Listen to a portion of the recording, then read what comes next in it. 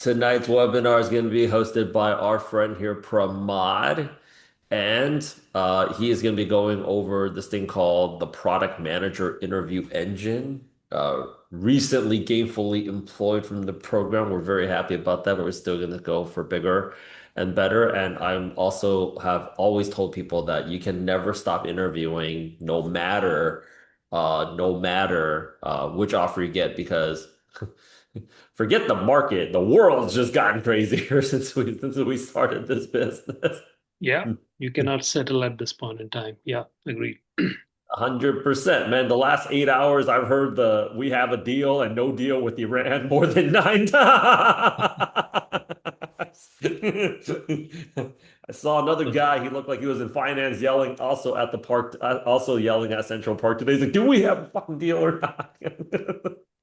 But these are crazy, crazy, crazy times. But anyways, people are still landing jobs out there. You got to go ahead, and I said getting a product manager job requires you guys to go out there and do five things: build in public, constantly releasing your portfolio in public, apply, follow up, and then most importantly, stay connected with the community. We put the schedule consultation link in here. Most importantly, I want to give you guys another major update. We are going to be releasing the Claude Managed Agents curriculum very, very, very soon. Um, yeah. So co-work is actually up. My guy just has to go out there and upload it. People have asked me why don't we use AI agents to upload our curriculum? Because I cannot afford to have that curriculum accidentally deleted. I will kill somebody. So it'll be manually updated. But we have the Claude co-work curriculum that's going to be coming this week, and then Claude Managed Agents is coming. Yeah. So without further ado, Mr. Pramod, why don't you go ahead and take it away? You just built a dashboard, an interview Yep.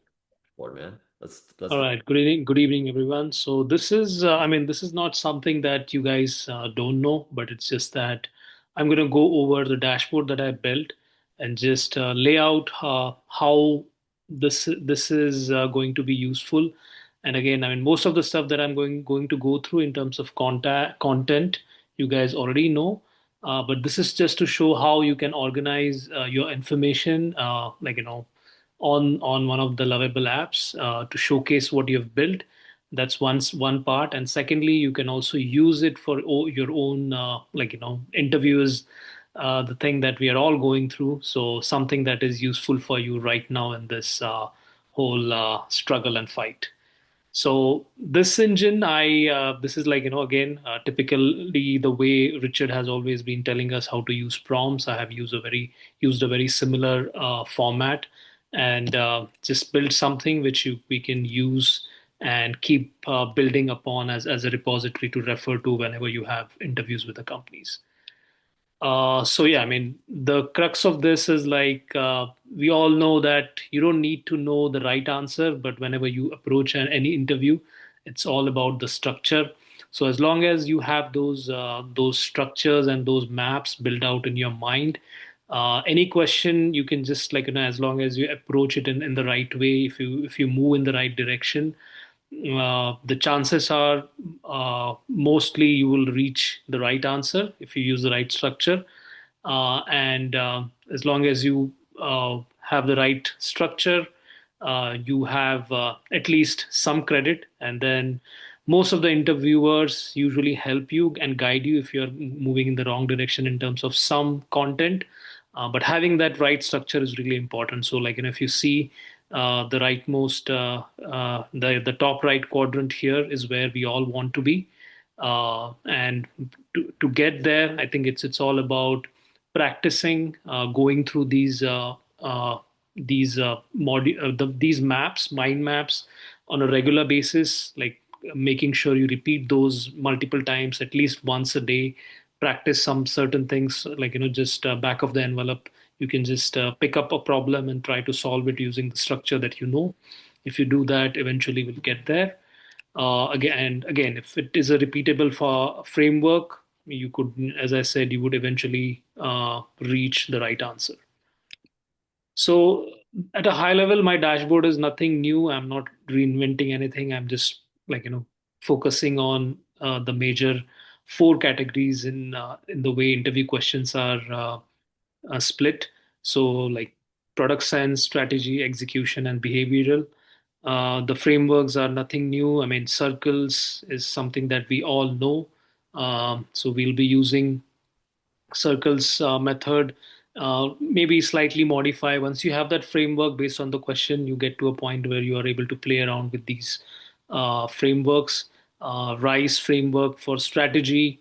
Again, there are multiple ways for strategizing things and prioritizing things. You could use any of those, but as long as you pick the right framework and use it correctly without missing the key elements, you're always good.